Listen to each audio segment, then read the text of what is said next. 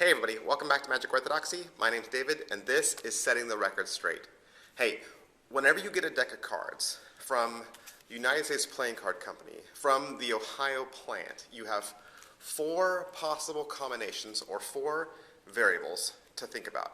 You have paper stock, you have cut, you have embossing, and you have finish. Now, Bicycle offers two types of stock: retail, which is the branded Bicycle, and casino, which is their branded B, and aristocrat. Now, Bicycle also offers two types of cut.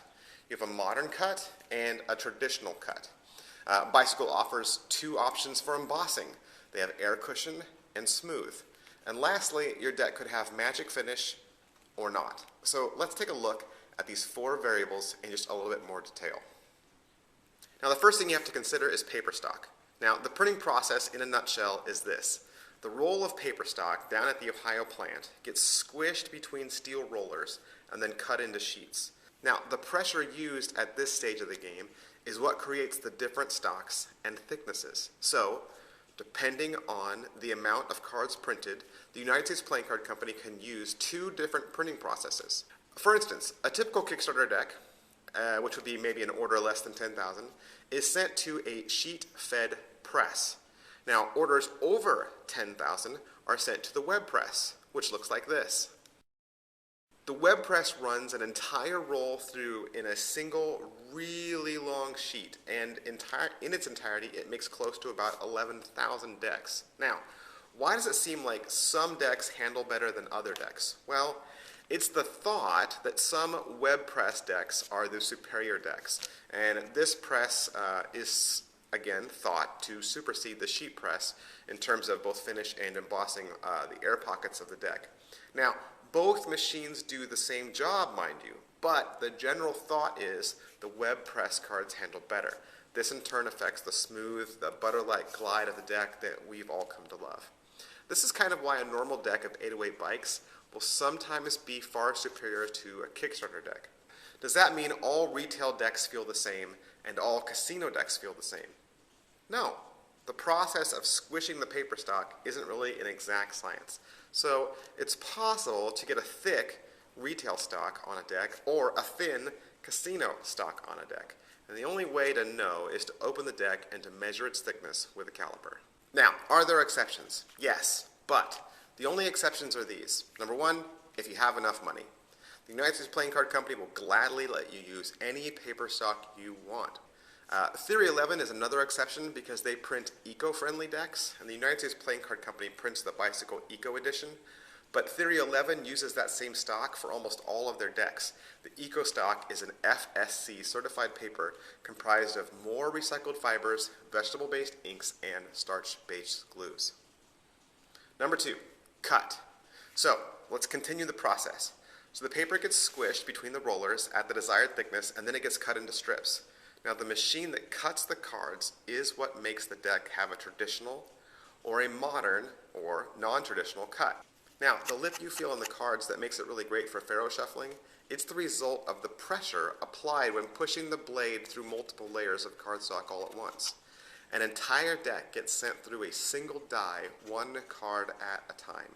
The strips are kept in order, and they're fed through the cutter that way, where it rapidly cuts each card out individually, and this allows for a total uniform of the deck's shape. Now, the traditional cut is a face-down cut like this, and this creates a beveled edge that's rounded at the face and flat on the back edge. Cards cut in this manner are easier to control when shuffling and can perform a face-down table, faro, or a weave shuffle straight out of the box, which is why casinos tend to prefer it in certain applications. However, to achieve that cut, the uncut sheet apparently has to be manually flipped after leaving the press and before arriving at the cutter.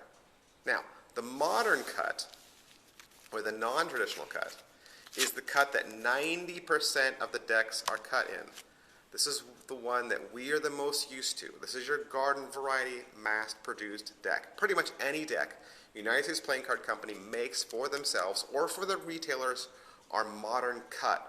Most decks outside of their casino-bound decks are modern cut. Yes, a designer could get a traditional cut if they wanted, But the United States Playing Card Company tries to discourage designers from ordering traditionally cut cards because of the flipping process, and they will charge you extra for it. And just to be clear, garden variety deck would be any deck that you buy from shopbicyclecards.com, decks that are available everywhere, not just regionally or in specific retailers. Bicycle, B, Ellusionist, Theory 11, Blue Crown, you name it. Number 3, embossing. The United States Playing Card Company has 2 kinds of finishes. The first one is called embossed, which covers air cushion, cambric, linen, linoid, and their second is called smooth, which is called ivory, and it's what we see on Aladdin's. Smooth is just that. It's a smooth card. There's not much special about it. Take a deck of Aladdin's and hold it really close to your face, look at it under a magnifying glass, and you'll see. There's no pattern on there. There's no waffle embossed on there. It's just a smooth card. And the opinion is that most smooth finish cards don't fan and spread as well. Now, air cushion, this is the waffle weave pattern in the card that looks like linen. And the truth is, whether it's called air cushion, airflow, cambric, or linoid, it's all the same. Now, a true linen finish hasn't been made for decades, and the process used to involve using an actual linen roller, but it's now long out of practice by the playing card industry, at least it is in America. And now the linen pattern you see, really super close, it's just an embossing that's done into the cards during the rolling process. Now, is there an exception? Yes. The exception would be the UV500 Airflow.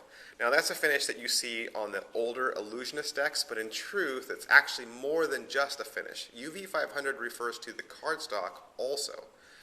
It was a special stock. It glowed when you exposed it to the black or ultraviolet light, and the United States Playing Card Company, they stopped using this stock of paper because the stock price actually went up and it became too expensive to print. But a lot of old Ellusionist decks were printed on it, and you can read more about that at Ellusionist blog. Number 4, Magic Finish. Now, Magic Finish was created by Jason Brumbalow and Jeff Reed. Jeff used to be the leading press man. He worked at United States Playing Card Company. He worked for 5 months trying to dial in just the right finish and solution for Magic Finish, and the result was printed on the very first run of the Artifice series, and Ellusionist called it Performance Coating. But the internal code name for the finish at Ellusionist was called Magic Finish. Now, the first deck to get Magic Finish was the Arcane Gold deck. Magic Finish is an actual chemical layer that coats the surface of the cards after everything is printed, seen here. Now, Magic Finish was designed to create another barrier on the cards to keep them from clumping and sticking together. And the first Magic Finish deck to use the name written actually on the box was the Bicycle Gargoyle deck by Lance Miller. Now, all of that leads us to actually one more variable, and that's quality. The United States Playing Card Company has a quality grade standard for each of their deck runs, and the standard is a benchmark for things like centering, registration, cutting, color, and flaws. The quality grade ranges from Q1, which is the best, to Q4, which is tolerable. So the feel and performance of a deck, it's based on the combination of all the above options. And so one more thing, finish quality will always be subjective.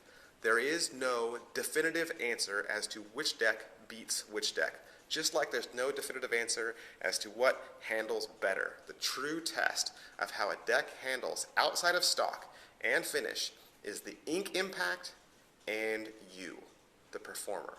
That is, how much ink covers the surface of both the front and the back of the cards, and how well you take care of your cards. In other words, do you wash your hands before handling them?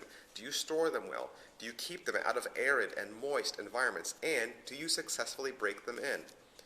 A little bit more about the different types of backs. Tally-ho is regional. Outside of a Magic deck shop or a specialty shop, they're pretty much only available in New York City. Now, Mavericks, they're regional also. They're primarily sold out in the South, but they now extend out into some of the dollar store chains. Aviators, they're largely sold in airports. Streamlines, they aren't terribly common either. In fact, they are a great inexpensive deck. You can still find them at grocery stores. Hoyle, they're shellbacks. They're not easy to find either, and sometimes you can find them in a grocery store as well. Arcos haven't been in print for years besides custom ordered print runs. Aladdins, they are regional, again, to Singapore. They're not generally sold in the US outside of magic shops and deck dealers. And if you'd like to learn more, I'll put some extra links down in the description. And the bottom line is everyone has their own preferences, everyone has their own opinions, and nobody is right and nobody is wrong. Most of the information on this video, it's been available to the public for years, but I think that most people either don't care or they just ignore it. But if you're going to be serious about collecting cards, or if this is an interest or a passion of yours, then it's really best to educate yourself.